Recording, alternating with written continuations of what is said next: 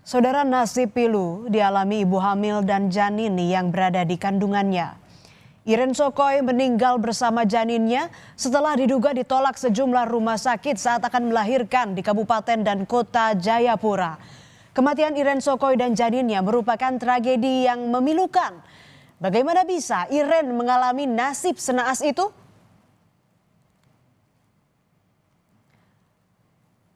Bayangan kebahagiaan untuk segera menimang sang buah hati yang sudah 9 bulan dalam kandungan sang istri sirna seketika berganti kesedihan yang teramat pilu.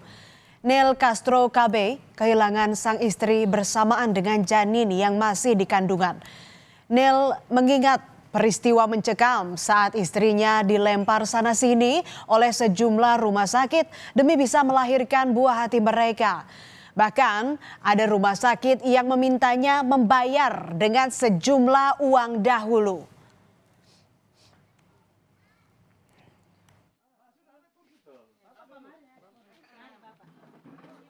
Katanya kan ada kalau BPJS kan ada ruangan-ruangan untuk BPJS.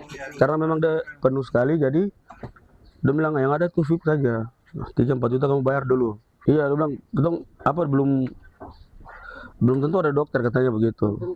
Ketung karena takut nampaknya sudah sesak, jadi mau lari lagi ke dok 2. Jadi suster bilang karena mungkin ke sana jauh, takut juga atau putar balik, ya sudah memang tidak bisa itu. Kisah tragis Iren bermula pada Minggu 16 November lalu. Saat itu Iren sudah mengalami kontraksi, namun karena tak ada fasilitas kesehatan di kampungnya di Kensio, Danau Sentani, Iren pun dibawa ke Rumah Sakit Umum Daerah Yowari menggunakan speedboat. Iren tiba di RSUD Yowari pukul 3 siang dan langsung menjalani pemeriksaan awal. Namun karena pembukaan tak berubah, Iren pun dipindah ke ruang bersalin pada pukul 6 sore. Perawat langsung memberikan induksi untuk mempercepat proses persalinan sesuai arahan dokter jaga. Sekitar pukul 8 malam, air ketuban Iren pun pecah.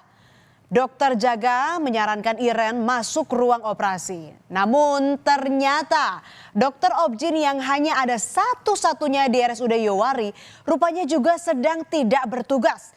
Dan diduga ada kelalaian prosedur karena tindakan induksi diberikan saat tidak ada dokter Objin.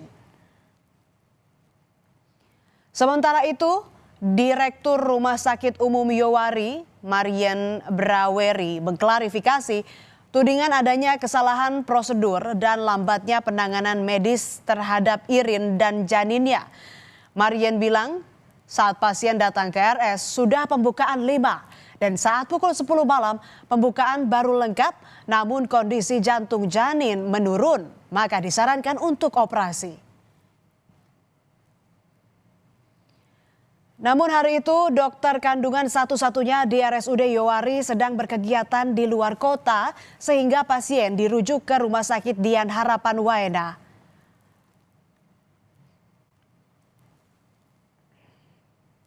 Dari RSUD Yowari, Irin pun dibawa ke RS Dian Harapan Waena menggunakan ambulans. Mirisnya saudara, keluarga pun sempat menunggu lebih dari 2 jam sampai akhirnya ambulans tersedia. Keluarga semakin panik karena Irin terus beronta kesakitan. Saat perjalanan, pihak RS Dian Harapan memberi kabar lewat telepon bahwa kamar untuk BPJS Kesehatan kelas 3 sudah penuh. Ditambah dokter anestesi juga sedang tidak ada. Keluarga pun memutuskan membawa Irin ke RSUD AB Pura karena pertimbangan RS tersebut merupakan RS terdekat. Ironi saudara, lagi-lagi Irin dan janinnya harus menahan sakit karena setibanya di RSUD AB Pura, pihak rumah sakit bilang kalau ruang operasi mereka sedang renovasi. Sehingga Irin dan janinnya belum juga bisa ditangani. RSUD AB Pura pun menyarankan agar pasien dibawa ke Rumah Sakit Bayangkara Jayapura. Namun di rumah sakit keempat itu saudara, di RS Bayangkara, keluarga kembali harus menelan pil pahit. Pihak RS bilang kamar untuk BPJS kelas 3 sudah penuh dan yang tersedia hanya ruang VIP. Keluarga pun diminta membayar uang muka sebesar 4 juta rupiah. Namun karena keluarga tak memegang uang senilai 4 juta, pihak rumah sakit pun tak memberikan penanganan medis terhadap Irin. Abraham KB, mertua Irin, tak kuasa menahan kesedihannya. Ia marah dan kecewa karena menduga sejumlah rumah sakit yang mereka datangi bertele-tele dan terlambat menangani Irin serta janinnya. Emosi Abraham tumpah mengenang betapa pedihnya kejadian malam itu. Menantu dan cucunya dibiarkan terlantar hingga berujung kematian. Masuk di Bayangkara sudah. Kami lari masuk. Petugas kasih lapor. Dan Bapak ke kasir dulu. Ke kasir, keadaan kami ceritakan. Padahal si pasien ini menderita sekali di dalam mobil. Coba petugas lari langsung ini tangani kata ada. Mereka tunggu perintah dulu baru laksanakan. Tapi langsung habis Bapak betul, ini kelas sudah full. Yang tinggal itu mungkin fit saja. Tapi Bapak dorang harus bayar DP 4 juta dulu. Baru kami layani. Saya tidak, tolong dulu, selamatkan nyawa dulu. Jangan uang yang langsung masuk. Kami lari ke depan, naik sekarang, turun begini, habis. Bapak kayak orang sinting, kembali lagi ke... Kepala Rumah Sakit Bayangkara AKBP Romi Sebastian membantah adanya penolakan tindakan medis terhadap pasien Irin. Romi bilang saat pasien datang, pihak RS Bayangkara tidak mendapat surat rujukan terpadu dari RS sebelumnya sehingga tenaga medis tidak mengetahui kondisi pasien. Romi juga menjelaskan kamar BPJS kelas 3 di RS Bayangkara saat itu penuh dan memang sesuai aturan pasien harus berpindah ke kelas umum jika tetap ingin mendapat perawatan. Dari rumah sakit Yewari itu tidak melalui sistem rujukan terpadu, namanya SISRUT. Kita tidak tahu keadaan pasien itu bagaimana. Ternyata keluarga ini adalah PBI, penerima bantuan iuran kelas 3, di mana peraturan BPJS di situ tertulis bahwa pasien PBI kelas 3 tidak dapat pindah kelas. Intinya, tidak ada dari Rumah Sakit Bayangkara menolak pasien.